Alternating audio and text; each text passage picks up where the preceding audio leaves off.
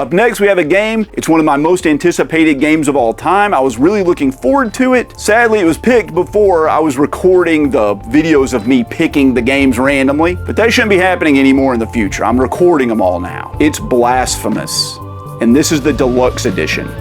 This has been recommended to me by so many different people, and I will just come out and say this right now. The setting and the world building and the lore in this game is some of the best I have ever seen. We're talking about like Bloodborne, FromSoft levels of depth and creativity, which is saying a lot. And it's also saying a lot that this is a Soulslike. This is a Dark Souls style 2D Metroidvania. It has these strong religious and like self-flagellation themes dealing with piety and suffering. And in the lore of this game, a boy wished for a miracle to cause him pain and suffering because of his guilt. And it manifested by turning the world into this land of eternal suffering, which all of the inhabitants are like really into. They really like this weird world of pain. And it's very masochistic and bizarre and grotesque, but they love it and I love it. I think it's a phenomenal setting for a game, and I've never seen anything like that really hit on before in a game. Now, like I said, it is a side-scrolling Metroidvania. It has this sort of Estus flask and bonfire system from Dark Souls, and the healing and the saving works the same. And there are tons of different areas to explore and collectibles to find and upgrades for your sword, and the enemies and the platforming are very difficult in this game. Like, people say it's one of the hardest games I've ever played, and it isn't for the faint of heart at all in terms of challenge or subject matter. There's no leveling up system in this game. Yeah, you power up and you unlock new things, but you don't get like,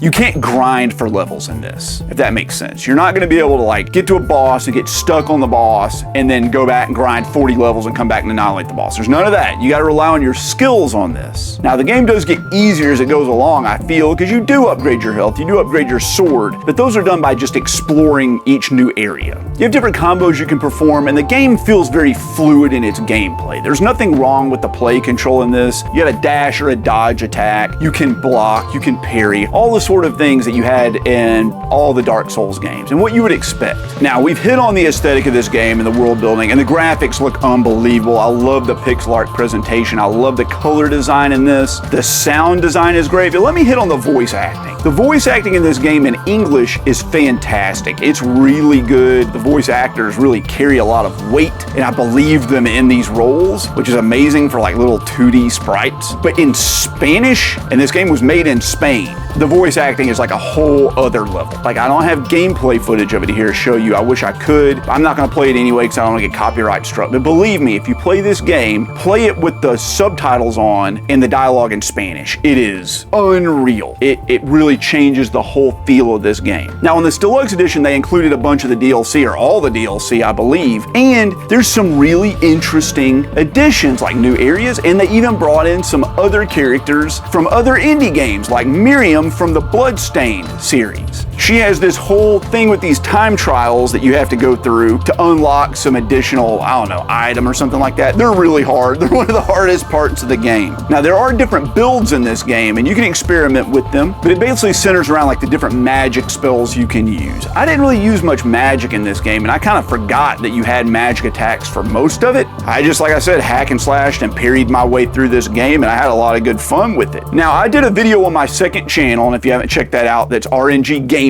where I finished the last boss of this game that everybody told me was going to be impossible. I thought it would make a really good video, and I beat it on like my 4th turn and got the bad ending. So then I went back and I beat like the hard DLC boss. I got her on like my 4th turn. Then I did all the secret like chalice dungeons to unlock the crap you have to do to get the true ending. Did all that on my first try without dying. Went back and beat the true last boss. Got the good ending on my first try. So I don't know if I'm really good at this game, or if it's just not as hard as I was expecting, or as hard as everybody's made out, because people were telling me it took them like weeks to beat the last boss. It's not that bad. It's not as hard as a Dark Souls game, guys. So don't let the difficulty of this put you off. It is challenging, but you'll get into it pretty easily, and it's very fair. I mentioned on this hidden ending, and it's a little esoteric. There were no real clues to me in this game on how to get the true ending of this, and the only reason I found out about it was that after I got the bad ending, I saw that there was a trophy for another ending, so I looked up what it was, and it was like, yeah, you're supposed supposed to destroy these statues in the game that I didn't know you could destroy or do anything with after finding a secret item that I didn't know existed and all this sort of crap. It was a little too esoteric for my liking. They should have given a little bit more direction for those,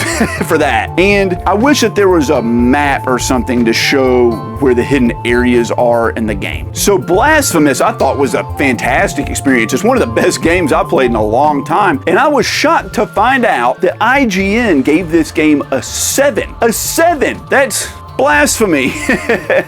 They're known for like overvaluing games and ranking them too high. They get money paid to them for good reviews, though. They didn't for Blasphemous. I think Blasphemous is not a 7. I think Blasphemous is a 9. Its world building is like a 10 out of 10. And the atmosphere and the art direction are 10 out of 10. The gameplay is like an 8. It's very good. It holds in there, but it's nothing spectacular. Fantastic experience. I loved it. I thought it was a fantastic game.